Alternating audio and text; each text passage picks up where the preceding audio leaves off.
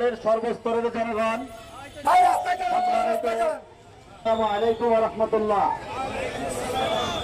বাংলাদেশ জামাত ইসলামী তার দলের নিবন্ধন এবং ফিরে পাওয়ার শুকরানা মিছিলের আজকের এই শেষ মুহূর্তে আমরা এই দেশের সকল জনগণকে জানিয়ে দিতে চাই, বাংলাদেশ জামাত ইসলামীর যে প্রতীক, এই জন্য ন্যায় ইনসাফের প্রতীক। বাংলাদেশ জামাত ইসলামী ক্ষমতায় গেলে শাসকের ভূমিকা পালন করবে না, বরং সেবকের ভূমিকা পালন করবে।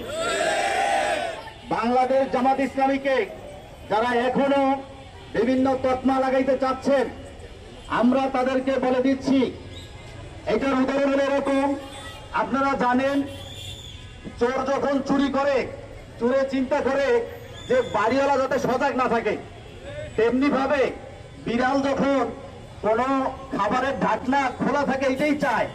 তো বাংলাদেশে যারা দুর্নীতিবাজ, চোর, সন্ত্রাসী, তারা বাংলাদেশ জামাত ইসলামীকে ক্ষমতায় চায় না, কারণ হলো তারা দুর্নীতি সন্ত্রাস করতে পারবে না।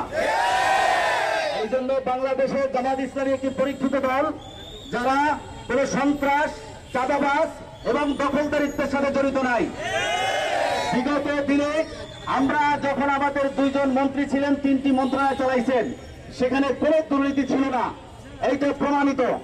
আজকে বাংলাদেশে 36শে জুলাইয়ের আন্দোলনের পরে আমরা চাই, বাংলাদেশে যারা এই 36শে জুলাই ছাত্র আন্দোলনের মাধ্যমে এই যে শহীদ হয়েছেন, যাদের মাধ্যমে ত্যাগের বিনিময়ে আমরা আজকে এই দেশ পেয়েছি, আমরা 5ই আগস্টের মাধ্যমে যে দেশ আমরা ফিরে পেয়েছি, আমরা সেই ছাত্রদের স্মরণ করতে চাই।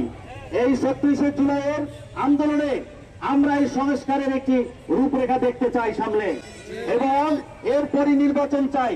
আমরা নির্বাচন চাই না এরকম বিষয় না, আমরা একটি জামাত ইসলামী একটি নির্বাচনী দল, বিভিন্ন সংসদে জামাত ইসলামী তার প্রতিনিধিত্ব ছিল। এই জন্য আজকে আপনাদেরকে বলতে চাই, আমাদের ঢাকা মহানগরী, বিশেষ করে ঢাকা 14 আসন, এই আসনে আমাদের প্রার্থী হলো ব্যারিস্টার আরমান, যিনি আপনারা জানেন শহীদ মীর কাসেম আলী ভাইয়ের সন্তান, যিনি আজকে আমাদের এখানে প্রার্থী হয়েছেন। আমরা এই প্রার্থীকে দাঁড়িপাল্লা প্রতীকের মাধ্যমে আমরা সংসদে প্রেরণ করতে চাই। সবাই চান কিনা?